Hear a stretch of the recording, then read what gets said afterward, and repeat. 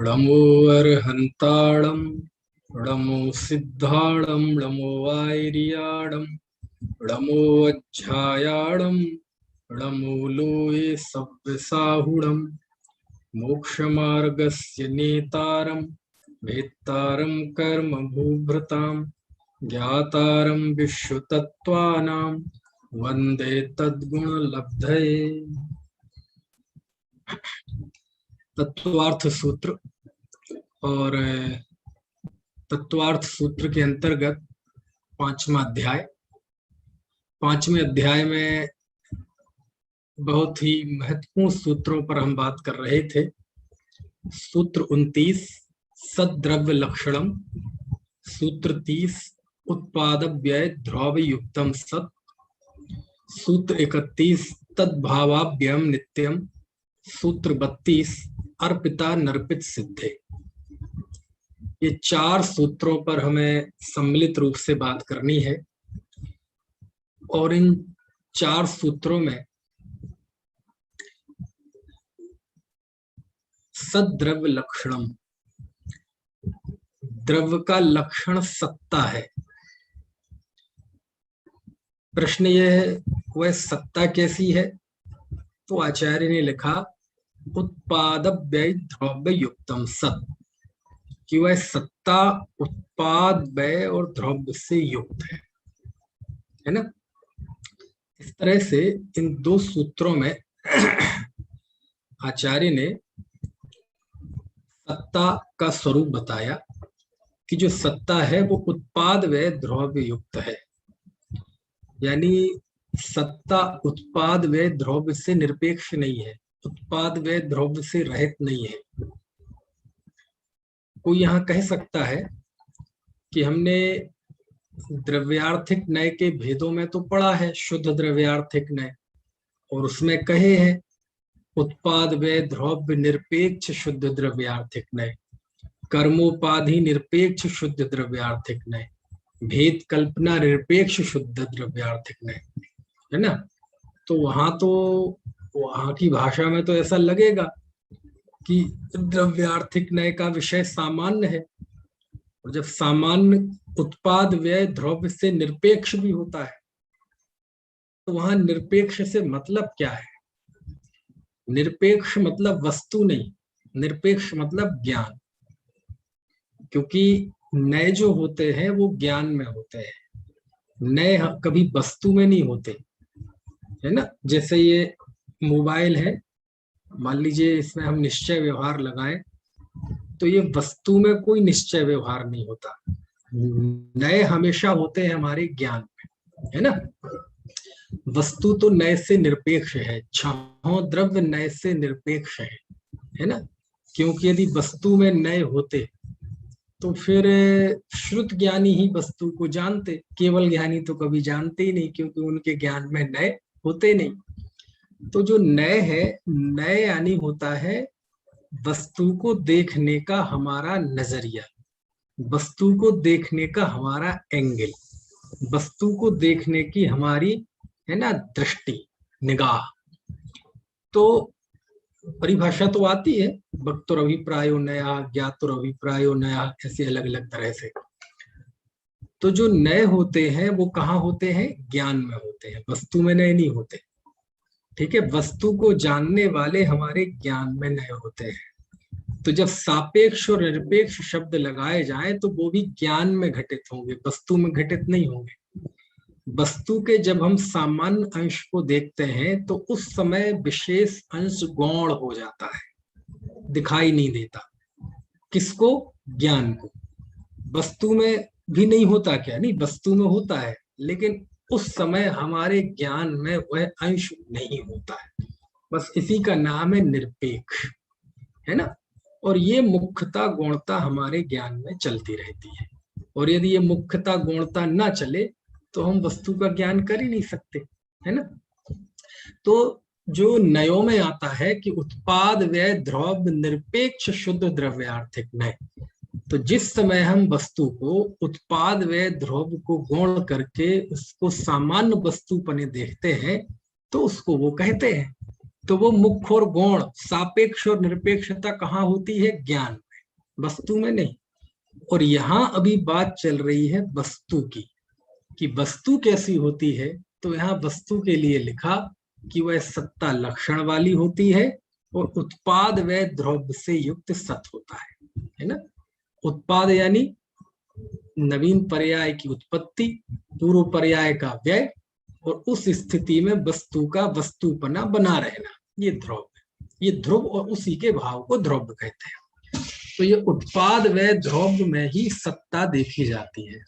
यानी सत्ता, अस्तित्व, किसी का अस्तित्व सिद्ध यदि करना है, दुनिया में किसका अस्तित्व है? बोले जिसका काम देखा जाता है। क्या कहा? दुनिया में किसका अस्तित्व है? जिसका काम देखा जाता है। जो हर एक वस्तु काम की है, कोई भी वस्तु बेकाम नहीं है। तो वो काम क्या है उसका? बोले उत्पाद व द्रव्य इसका काम है। यदि किसी वस्तु का कार्य देखा जा रहा है ना, तो वो कार्य ही ये सिद्ध करता है कि वह द्रव्य है, उस द्रव्य का अस्तित्व है। ये काम देखा जाता है। ठीक है, बात समझ में आ रही है कि नहीं? तो ये सब है। ठीक है, सद्रव्य लक्षणम उत्पाद व्यय द्रव्य युक्तम सत।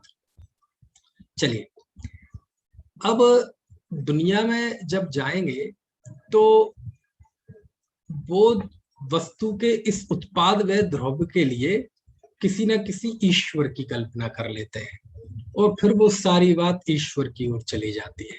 समझ में है ना? लेकिन वस्तुतः ऐसा नहीं है। प्रत्येक वस्तु स्वयं उत्पाद व द्रव्य युक्त है। यानी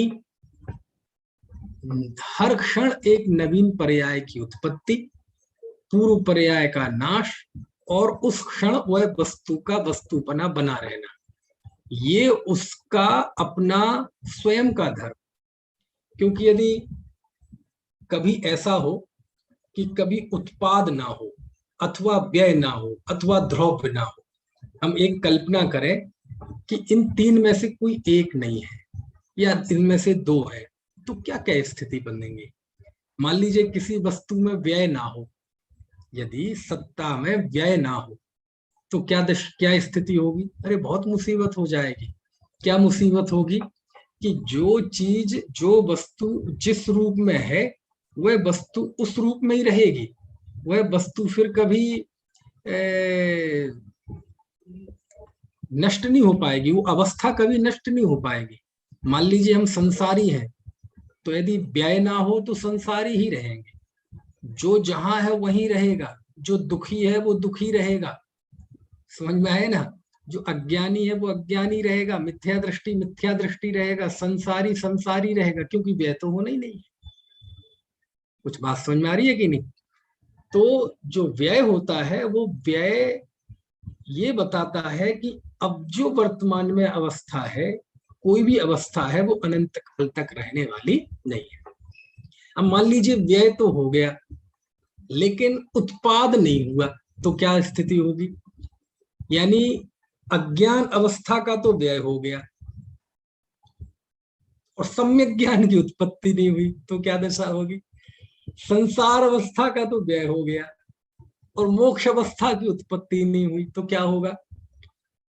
मिथ्यात्व का तो व्यय हो गया, और सम्यक की उत्पत्ति ना हुई, तो क्या होगा? हमने चक्की में साबुत दाने गेहूं के डाले, तो गेहूं के जो साबुत दाने थे, उस अवस्था का तो व्यय हो गया, और आटे की उत्पत्ति नहीं हुई, तो क्या होगा? हम उसके यहाँ, सुनार के यहाँ गए, और हमने पुराने गहने दिए, इसे गला के नई डिजाइन बना दो। अब वो सुनार कहे साहब पुराने गहने तो वो गल गए, लेकिन नए की उत्पत्ति नहीं हुई, तो क्या होगा? कुछ बात समझ में आ रही कि नहीं? आप आटा गूंथें और वो लोई बना के तवे पे रखें, तो आटे की वो लोई रूप अवस्था का तो व्यय हो गया, लेकिन रोटी की उत्पत्ति ना हो, तो क्या होगा? आपने दूध तो जमने रख दिया, तो दूध का तो व्यय हो गया, लेकिन दही की उत्पत्ति ना हो, तो क्या होगा? तो आप बात समझ में आ रही कि नहीं? कि जितना व्यय जरूरी है, उतना ही व्यय के बाद उत्पाद जरूरी है, क्योंकि दोनों सापेक्ष हैं। है ना, दोनों सापेक्ष है, यानी यहाँ वस्तु में सापेक्ष निरपेक्षता बता रहा हूं मैं, कि उत्पाद होता है तो ही व्यय होता है, और व्यय होता है तो ही उत्पाद होता है। समझ में आया ना? तो एक अवस्था का व्यय और दूसरी अवस्था की उत्पत्ति ये नियम से होती ही होती है। ऐसा कभी नहीं होगा कि एक अवस्था का व्यय हो जाए और नवीन अवस्था की उत्पत्ति ना हो, और नवीन अवस्था की उत्पत्ति होगी तो उसका भी अगले क्षण व्यय होगा। इस तरह उत्पाद व्यय उत्पाद व्यय उत्पाद व्यय उत्पाद व्यय ये बना रहता है। लेकिन उत्पाद व्यय होगा, लेकिन वह वस्तु अन्वय रूप से हमेशा बनी रहेगी। जैसे गुण की अपेक्षा लें, बड़ी आसानी से समझ में आ जाता है गुण में, कि जैसे जीव में ज्ञान गुण है, तो ज्ञान गुण में अज्ञान रूप अवस्था का व्यय हुआ और सम्यक ज्ञान की उत्पत्ति हुई, और ज्ञान उन दोनों में सामान्य रहा, वो अन्वय रूप से रहा ज्ञान मात्र, तो वो उसकी ध्रुवता है। अब यदि अज्ञान का व्यय हो और ज्ञान की उत्पत्ति हो, और इस उत्पाद व्यय के बीच में ज्ञान गायब हो जाए, तो क्या होगा? और गायब ना हो, बना रहे, लेकिन वह ज्ञान सामान्य यदि अज्ञान रूप हो गया अथवा, तो कभी फिर उसका नाश नहीं होगा। यदि ज्ञान सामान्य ही अज्ञान रूप हो गया तो फिर अज्ञान का नाश नहीं होगा कभी, क्योंकि फिर अज्ञान का नाश होगा तो वो ज्ञान गुण का ही नाश हो जाएगा। बात समझ में आ रही नहीं? तो इस तरह से उत्पाद व्यय ध्रुव है ना। कोई चीज आप देखो, आम रहता है, आम शुरुआत में वो खट्टा रहता है, कैरी, इसके बाद में वो मीठा हो जाता है, ठीक है।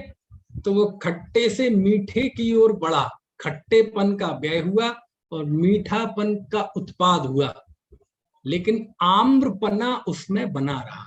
और यदि गुणों की बात करें तो रस नाम का गुण वो अन्वय रूप से वहां मौजूद रहा, तो वो कहलाता है ध्रुव, ठीक है ना।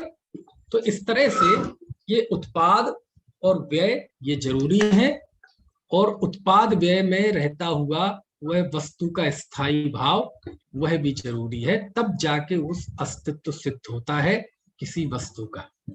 समझ में आए ना?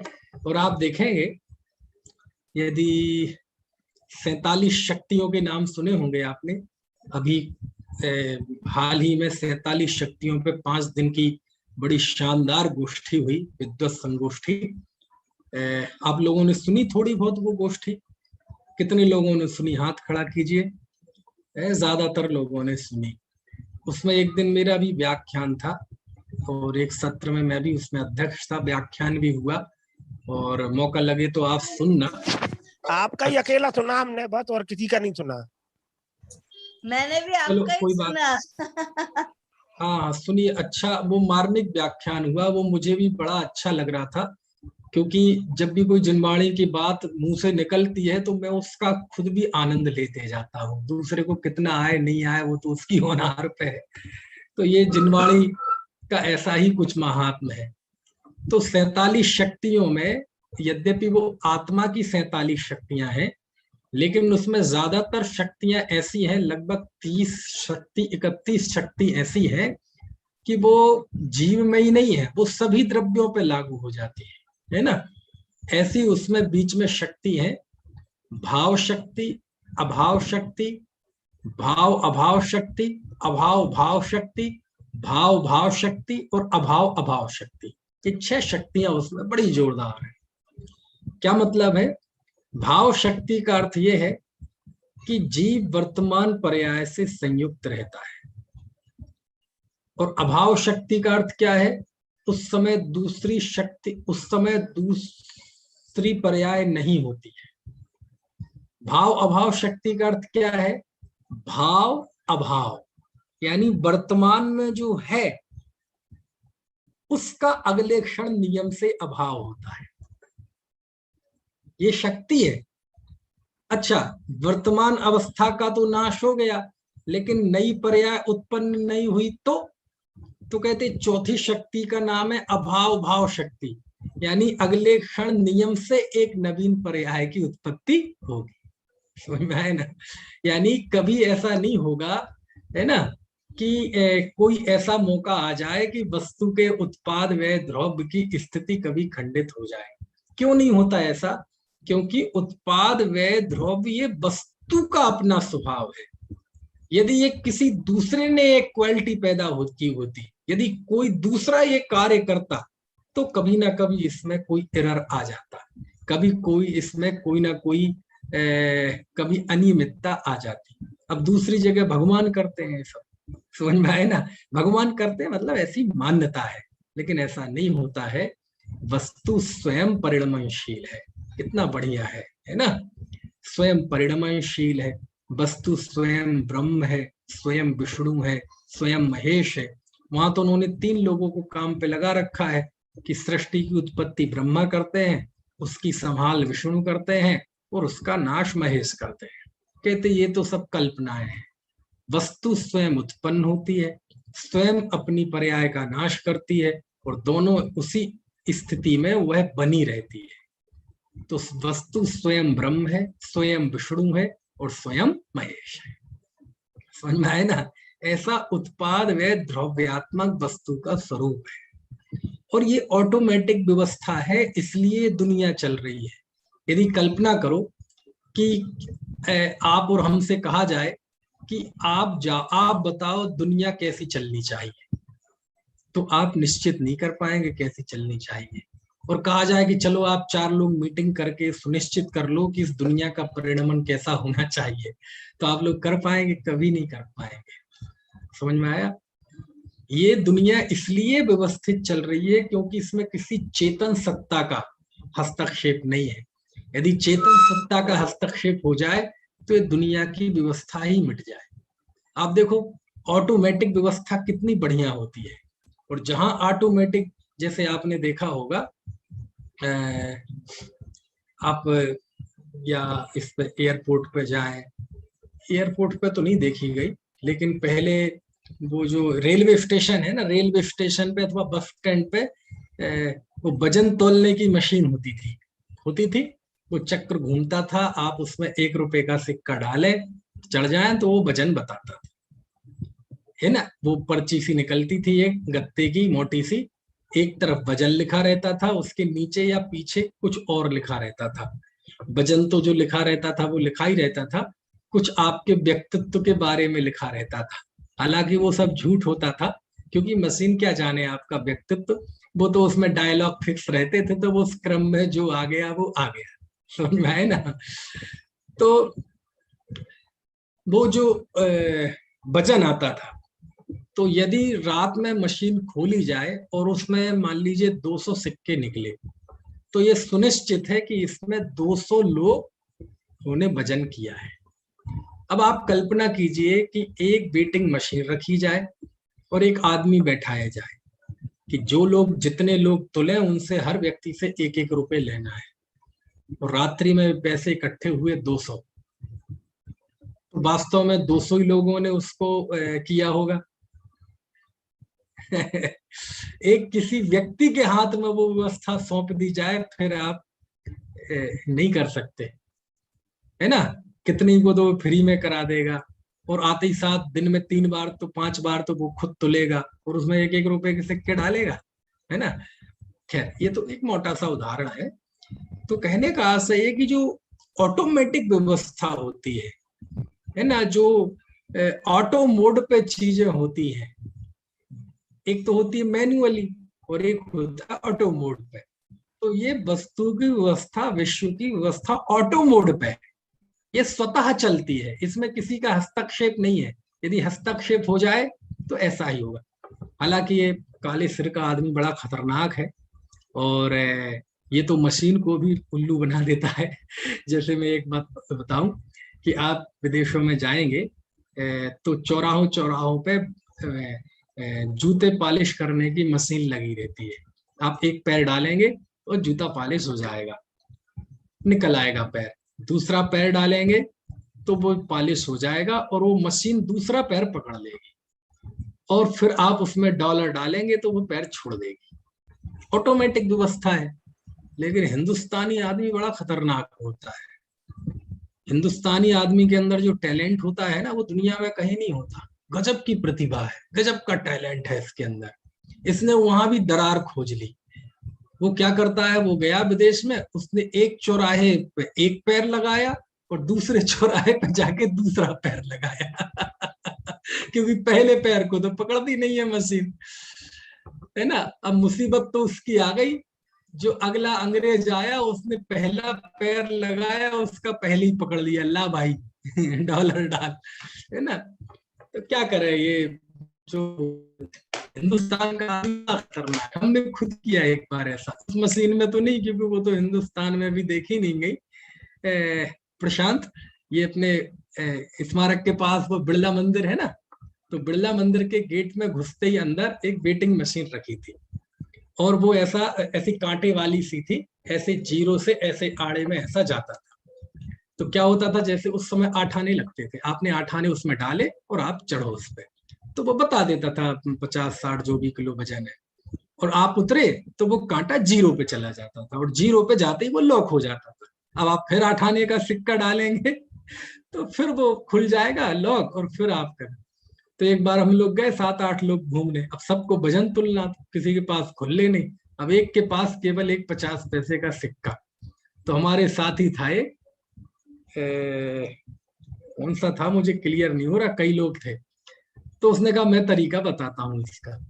तो उसने 50 पैसे का सिक्का डाला और वो चढ़ गया, उसका जो भी वजन आया, अब वो उतरा वो, तो उसने क्या किया, एक पैर रखे रहा उस पे, दोनों पैर खींचे नहीं तो जीरो पे आ जाएगा, एक पैर नीचे एक पैर उस पे। अब अगले को तुलवाना है तो कह तू पैर रख, और उसने पैर रख लिया तो वो उतर गया, माने वो जीरो पे नहीं जाना चाहिए, जीरो पे जाएगा तो लॉक हो जाएगा समझ रहे ना।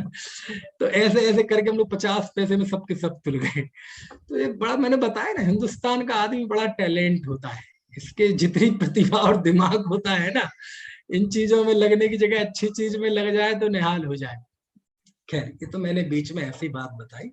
कहने का आशय ये है कि जो स्वतः संचालित वस्तु व्यवस्था होती है वो ही सर्वत्र सुंदर है ना। और ये इन सूत्रों में बताया है, क्या बताया है कि द्रव्य का लक्षण सत्ता है, और वह सत्ता स्वयं उत्पाद व द्रव्यात्मक है ना।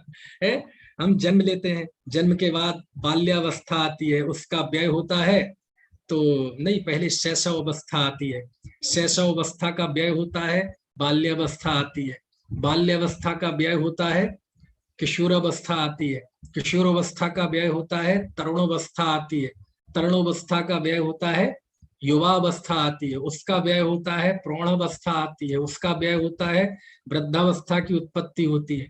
लेकिन आप पहले दिन जो थे वृद्ध अवस्था में भी वही रहते हैं, वही आपकी माता, वही आपके पिता, वही आपका नाम, वही आपकी लब्धियां, वो सब वही रहता है, बदलता नहीं है। तो फिर बदलने वाला जो बदला है वो झूठ है क्या? नहीं, बदलाव भी सत्य है, और बदलते हुए भी प्रशांत निशांत नहीं हो जाएगा, निशांत मनीष नहीं हो जाएगा, मनीष है ना गिरीश नहीं हो जाएगा। ये क्या है? ये उसका अपना अस्तित्व बना रहता है। तो बोलो, ये उत्पाद व द्रव्यात्मक व्यवस्था, बोलो हम सबको स्वीकार है कि नहीं? कोई जैन नहीं है तब भी वो इसी को ही मानता है, लेकिन बस वो इस रूप में नहीं मानता कि वो ज्ञान, वो समझ उसके आत्मानुभूति में, आत्म कल्याण में साधक बन सके। बस वो मोटे मोटे तौर पे, जैसे हमने बताया ना कि हमने रात में दूध जमाने रखा और सुबह दही बन गया, तो हमें टेंशन नहीं होती। कोई आके पूछता है दूध कहाँ गया, दूध कहाँ गया, ऐसा कोई पूछता है? घर वालों को चिंता होती है? किसी को कोई चिंता नहीं होती। क्यों नहीं होती? क्योंकि उसे इस बात का पता है कि दूध अवस्था का व्यय हो गया है और दही की उत्पत्ति हो गई है, और मेरा माल जिंदा है। माल मतलब कौन सा? अब एक शब्द में कहें तो दोनों गोरस है, गोरसपना उसमें जिंदा है। तो अपन व्यापारियों की भाषा में कहें, संसारी भाषा में कहें, तो हमारा माल जिंदा है। दूध को भी हम अपनी माल मानते थे और दही को भी माल मानते हैं कि हमारे दोनों ही खाद्य थे, दोनों ही है ना गोरस थे, तो वो उसमें जिंदा है। तो हमें चिंता होती है? कभी कभी चिंता नहीं होती, किसी चीज की चिंता नहीं होती।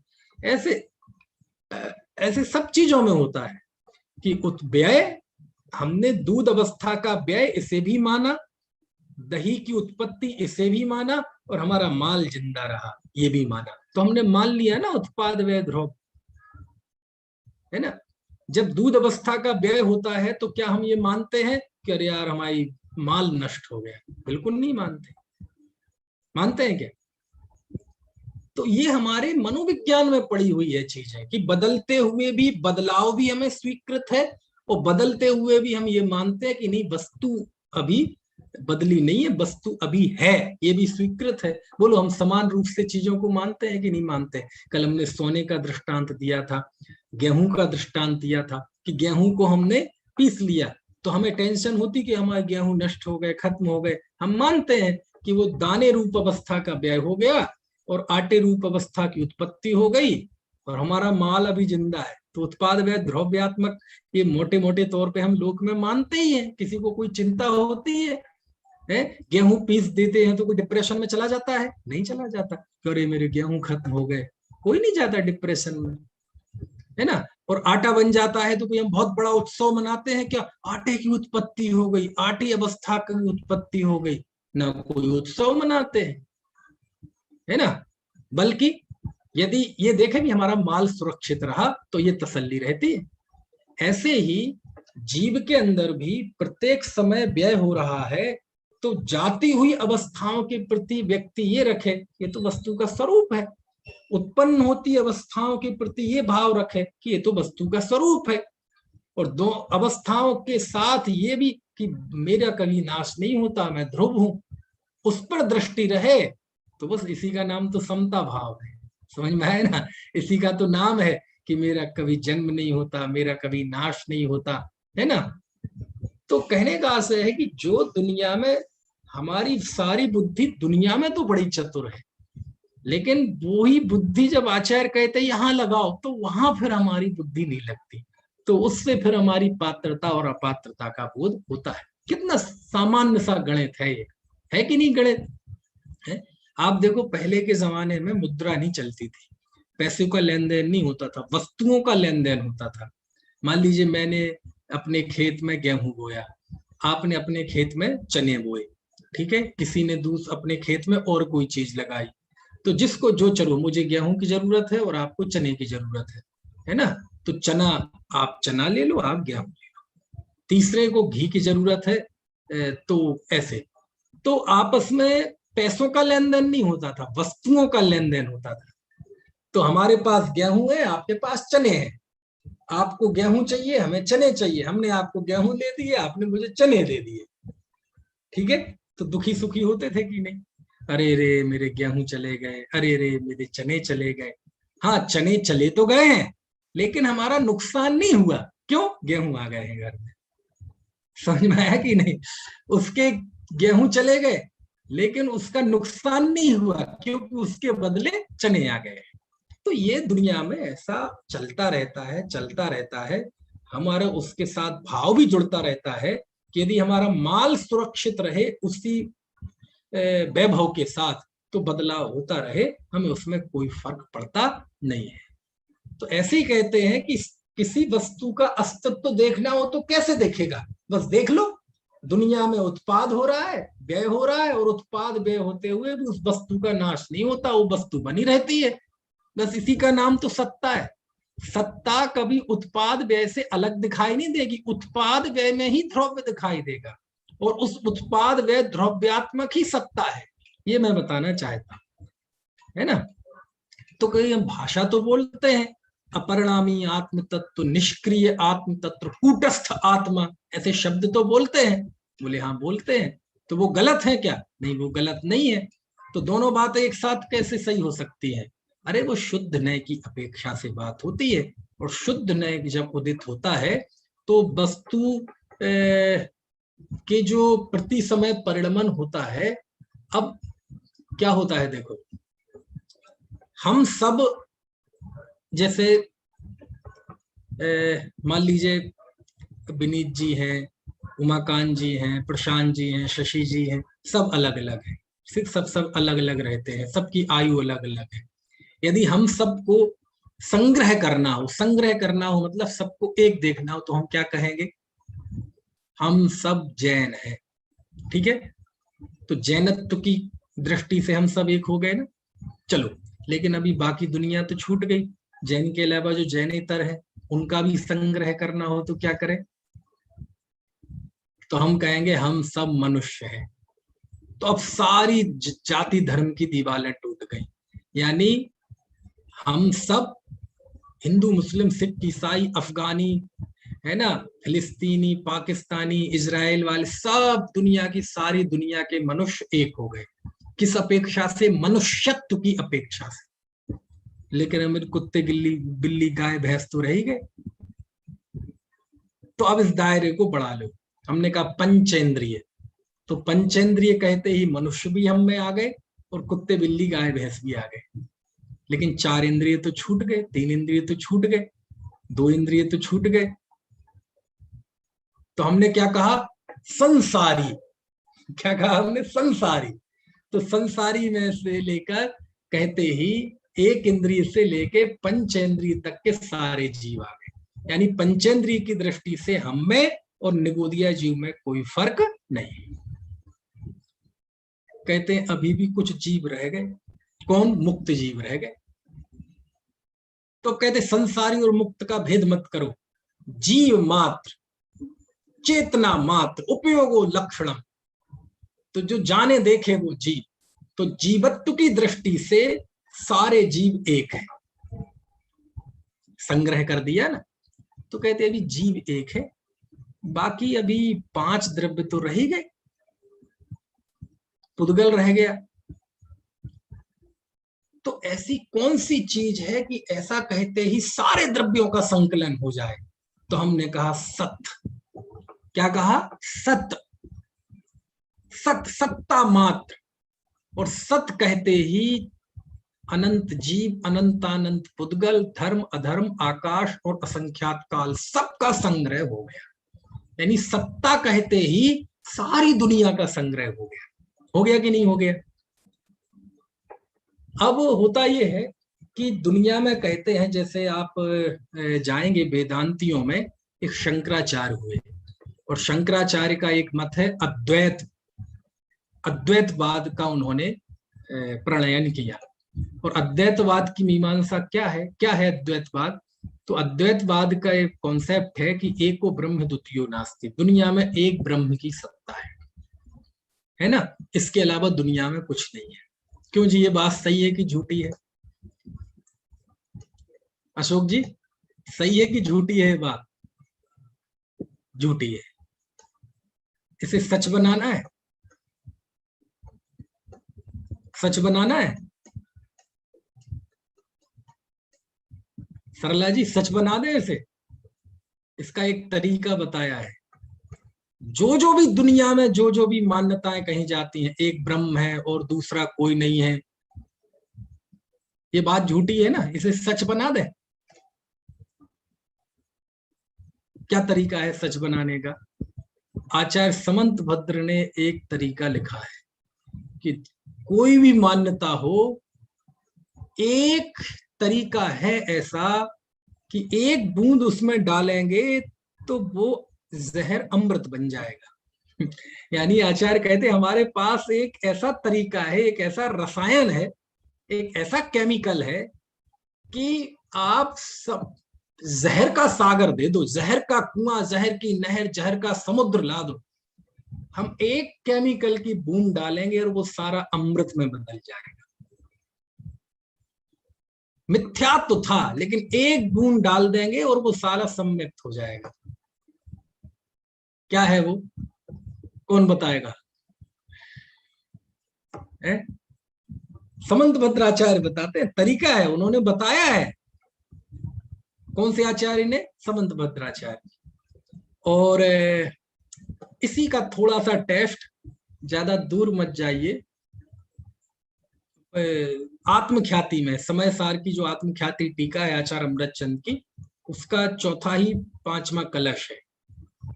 मालूम कौन सा केमिकल है वो है स्यात पद का केमिकल। कौन सा केमिकल है? स्यात पद। बोले दुनिया में कुछ भी कहो सब झूठ है ना, स्यात के बिना। और आप उसमें स्यात लगा दो तो सब सही है। स्यात का अर्थ क्या होता है? स्यादवाद होता है ना, स्यादवाद जैनियों की पहचान। स्यात मतलब कथनचित, किसी अपेक्षा से। अब कहें दुनिया में एक ब्रह्म की सत्ता है, एको ब्रह्म द्वितीयो नास्ति, सही है कि गलत? बोले वैसे तो ये मिथ्यात्व एकांत है, लेकिन इसमें स्यात लगा दो, किसी अपेक्षा से। किसी अपेक्षा से मतलब सत्य की अपेक्षा से। सत्य की अपेक्षा से यानी जब आपने पहले अध्याय का अंतिम सूत्र पढ़ा था जिसमें 7 नए बताए गए थे, नईगम, संग्रह, व्यवहार, ऋजु सूत्र, शब्द, समविरूढ़ एवं भूत, पढ़े थे कि नहीं? तो उसमें एक नय आया था संग्रह नय, और संग्रह नय के 2 भेद थे, शुद्ध संग्रह नय और अशुद्ध संग्रह नय। तो शुद्ध संग्रह क्या था? जो सारे संसार को संग्रहित कर सके, एकत्रित कर सके। कैसे? सतमात्र। तो सतमात्र में सबका संग्रह हो गया। तो सत्ता, उसी को कहते हैं महासत्ता। उसी को क्या बोलते हैं? महासत्ता। अब महासत्ता की भूमिका पर बैठकर कहा जाए कि दुनिया में कौन है? बस एक ही है, क्या? सत्य। कई कहे दुनिया में एक ब्रह्म की सत्ता है, बस एक ब्रह्म है और कुछ नहीं है, द्वितीयो नास्ति। तो कहते ये बात तो झूठी है। अब इसमें कुछ केमिकल डालना है जिससे पूरा जहर अमृत में बदल जाए। बोले हाँ, इसमें स्यात लगा दो। क्या लगा दो? स्यात। तो स्यात लगाते ही क्या अर्थ हो जाएगा कि संग्रहणय की दृष्टि से देखा जाए तो समस्त वस्तुएं सत्ता मात्र है, सत्ता के अलावा दुनिया में कुछ भी नहीं है। बोलो दुनिया में सत्ता के अलावा कुछ है?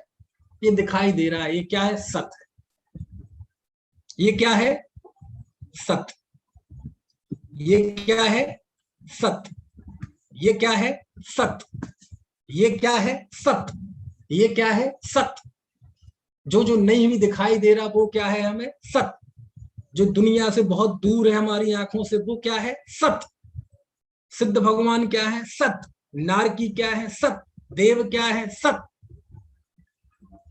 काल द्रव्य क्या है? सत्य। धर्म द्रव्य क्या है? सत्य। सब सत्य है। तो दुनिया में क्या है? दुनिया में जो कुछ है सत्ता है बस। सत्ता के अलावा क्या है? सत्ता के अलावा कुछ नहीं है। तो उत्पाद में ध्रुवीय बदलाव तो दिखाई दे रहा है, ये तो इस सत्य का लक्षण है। समझ में है ना?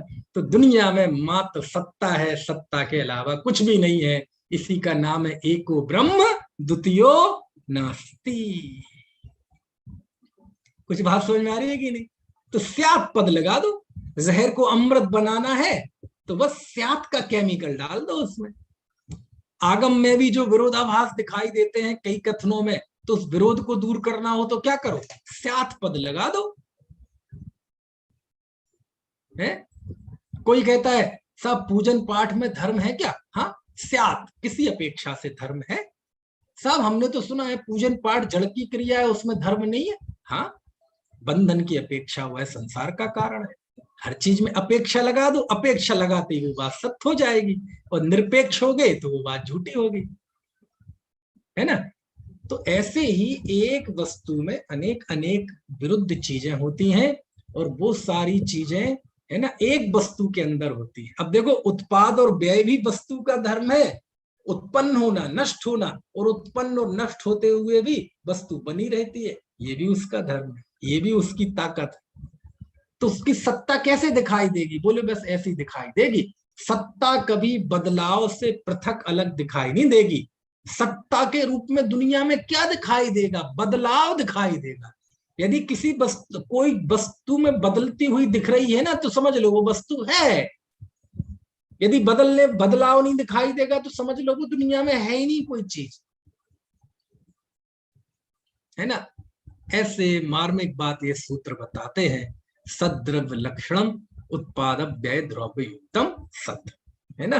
तो ऐसे ही आप तो इस स्यात शब्द सीख लो। स्यात शब्द, अनेकांत और स्याद बात क्यों सारी दुनिया में और आत्मा में शांति पैदा कर सकते हैं? क्योंकि ये समस्त प्रकार के ध्वंस को, समस्त प्रकार के टकराव का निषेध करते हैं। आपको कोई टकराव होने नहीं देंगे। है ना? क्यों? सभी बातें किसी अपेक्षा से सत्य है। बोले क्यों जी? किसी ने आपको कहा गधा, तो क्या करें? मारने दौड़े उसे, रिपोर्ट कर दें, FIR दर्ज करा दें, इसने मुझे अपशब्द बोले। तो साहब बोले हैं, झूठ है क्या? तो इसमें नहीं बोले तो ये बात सही है, लेकिन उसमें बुरा लगने की बात क्या है? बोले क्यों, मैं गधा थोड़ी हूं? बोले नहीं, आप गधा हो। क्यों हो? स्यात, किसी अपेक्षा से हम गधे हैं। इसी सब व्याख्या है। कैसे देखो, पहले तो दूसरी तरह से बताऊंगा। किसी ने आपको कहा कि गधे हो, तो सबसे पहला उपाय तो क्या है? उसने आपसे कहा कि गधे हो, तो आप पहले स्वयं को देखें, टटोल टटोल के, मैं तो गधा नहीं हूं। अब क्या प्रॉब्लम है? उसने कहा आप गधा हो, और आपने देखा कि नहीं, मैं तो गधा नहीं हूं। अब क्या बुरा मानने की जरूरत है? क्यों? ये तो उसकी प्रॉब्लम है ना, वो गलत बोल रहा है तो। बोले नहीं, लेकिन फिर भी कहा क्यों उसने? तो कहते देखो, ऐसा लगाओ कि हम गधे हैं। बोले क्यों? भूत नैगम नय से। अरे, पंच परावर्तन का जो स्वरूप है, उसमें पहले हम गधे रहे होंगे ना। तो हमने नैगम नय पढ़ा था पहले 7 नयों में, एक निक्षेप भी पढ़ा था कि नहीं? नाम स्थापन द्रव्य भाव तस्तन्यासा द्रव्य निक्षेप, कि भूतकाल की अवस्था को वर्तमान में कहने वाला ऐसा निक्षेप है, ऐसा नय भी है, संकल्प ग्राही नैगम नय। तो नैगम नय से हम सब गधे हैं, क्योंकि पहले कभी ना कभी गधे रहे हैं ना। समझ में आया ना? मैं भी गधा हूं। और पंडित जी, हम आपको बहुत होशियार समझे थे, आप तो गधे निकले। अरे हम नहीं। आप भी गधे हैं। क्यों? भूत नैगम नय से। बोले नहीं नहीं नहीं नहीं नहीं, नहीं ऐसा नहीं है, नहीं। चलो इसका ऐसा अर्थ ले लो, कोई कहे गधा, तो गधे का अर्थ क्या होता है? अज्ञानी। तो 12वें गुण स्थान के ऊपर केवल ज्ञानी के नीचे तो सब अज्ञानी है। अज्ञानी है कि नहीं? तो यदि उसने कहा है आपको गधा, तो गधा का लक्षणार्थ लिया जाए अज्ञानी, तो 12वें गुण स्थान तक तो सब अज्ञानी है। जहां जहां ज्ञानावरण का उदय है, वहां अज्ञानी है। केवल ज्ञानी बस ज्ञानी है। तो उसने क्या गलत कहा है? कुछ बात समझ में आ रही है कि नहीं? स्यात पद लगाओ। शास्त्र कहता है कि स्यात लगा दो तो सारी बातें सही है। बोले गधे के सींग होते हैं कि नहीं? देखो, आप कह रहे नहीं होते हैं, लेकिन किसी अपेक्षा होते हैं। कैसे होते हैं? बोले एक बैल है, उसका नाम गधा है, और उसके सींग है। समझ में? तो है कि नहीं गधे के सींग? ऐसे बोले दुनिया में स्यात लगा दो तो सारी चीजें संभव है, और यदि स्यात नहीं लगाओगे तो कुछ भी संभव नहीं है। वो किसी ना किसी हठ और एकांत के खाते में जाता है। स्यात लगते ही हर चीज की सिद्धि हो जाती है। कुछ बात समझ में आ रही कि नहीं? स्यात लगा दो तो ये सारी चीजें। कहा कि ये दुनिया ब्रह्म मात्र है। तो बोले बात झूठी की सच्ची? बोले तुम जैन बनकर कह रहे कि अजैन बनकर? यदि जैन बनकर कह रहे तो हम मान लेंगे कि आप महासत्ता की अपेक्षा कह रहे हो कि दुनिया में एकमात्र ब्रह्म है। समझ में आ रही बात की नहीं? तो समंतभद्राचार्य कहते हैं कि सब बातें सही हो सकती हैं, बस आप उसमें स्यात पद लगा दो। क्या लगा दो? स्यात पद लगा दो। और ये अमृतचंदाचार्य लिखते हैं, उभय नय विरोध ध्वंसनी स्यात् पदांके, जिन वचसि रमन्ते ते स्वयं वान्त मोहा। पढ़ा है? अगली 2 पंक्ति मुझे याद थी, याद नहीं आ रही। शुरुआत में ये 5 में से चौथा 5वां कलश है आत्मख्याति का। उसमें मालूम क्या लिखते हैं? उभय नय विरोध ध्वंसनी स्यात् पदांके, जिन बचसी रमनते ते स्वयं वहंत मुआ। वाह! ये जो जिन वचन है, वो जिन वचन में जो रमता है ना। देखो, शास्त्र अभ्यास की जिनवाणी की कितनी महिमा बताई समय सार की टीका में, आत्मख्याति में, अध्यात्म के ग्रंथ में। कि जो जिन वचनों में रमण करता है वो स्वयं ही तुरंत ही मोह को छोड़ता है, मोह का दमन करता है। और कैसे हैं वह जिन वचन? तो कहते हैं स्यात् पद से अंकित है। कैसे हैं? स्यात् पद से अंकित है। और उभय नय विरोधध्वंसनी स्यात् पदांके, जो वह स्यात् पद कैसा है? उभय नयों के विरोध का ध्वंस करने वाला है। यानी जो दो नय हैं, जो विरुद्ध है ना, निश्चय कुछ और कहता है, व्यवहार कुछ और कहता है, तो ये जो बीच में विरोध उपजा, इस विरोध को नाश करने वाला कौन सा शब्द है? स्यात् पद। उभय नय विरोध ध्वंसनी स्यात् पदांके। उभय नयों में पाए जाने वाला विरोध, उसका विरोध का नाश करने वाले स्याद पद से जो अंकित है, ऐसे जिन वचनों में जो रमण करते हैं वह तुरंत ही मोह का नाश करते हैं। और फिर आगे कि वह तुरंत ही समय सार को देखते हैं, ऐसा उसमें आता है ना? पढ़ना है क्या? सर सपदि समय सारम, सपदि समय सारम ते ज्ञान ज्योति रुच्चै, ये परम ज्योति रुच्चै रणव वमनय पक्षाक्षुण्ण मीक्षंत एव। वाह, है तुरंत ही वह उस ज्ञान ज्योति रूप समय सार को देखते हैं। कौन? जो स्यात् पद से अंकित उस जिनवाणी में रमण करते हैं। और कैसा है? हमें इतना लंबा छंद नहीं बताना, हमें तो होता ना स्यात् पद के लिए विशेषण क्या दिया अमृतचंद स्वामी ने, कि उभय नय, यानी दो प्रकार के नय और दोनों विरुद्ध, उनके विरोध का नाश करने वाला। समझ में आए? तो ऐसा है। तो सब ये अभी जो बात चल रही है, कल चली, आज चली, हो सकता है कल भी चले थोड़ी बहुत, ये बहुत जैन दर्शन की थीम है। यदि आप इसे नहीं समझेंगे तो जिन धर्म नहीं समझ सकते। जिन धर्म की सारी मिठास आधार है, जिन धर्म का स्तंभ है ये जो अभी अपन चल रहे हैं, सद्द्रव्य लक्षणम उत्पाद वै द्रव्युक्तम सत स्याद्वाद अनेकांतवाद, अभी सूत्र है ना, अभी अर्पिता नर्पिते सिद्धे, ये सब बहुत जबरदस्त चर्चाएं हैं, है ना? तो समय तो निकल ही गया, पता ही नहीं चला। आपको कोई प्रश्न हो तो पूछ लीजिए, नहीं तो आगे की चर्चा में कल करेंगे।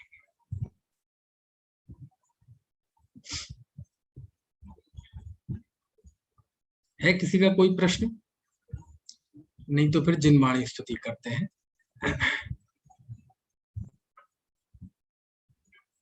चलो आत्मख्याति की ही वो कर लेते हैं, जिनवाणी स्तुति, है ना?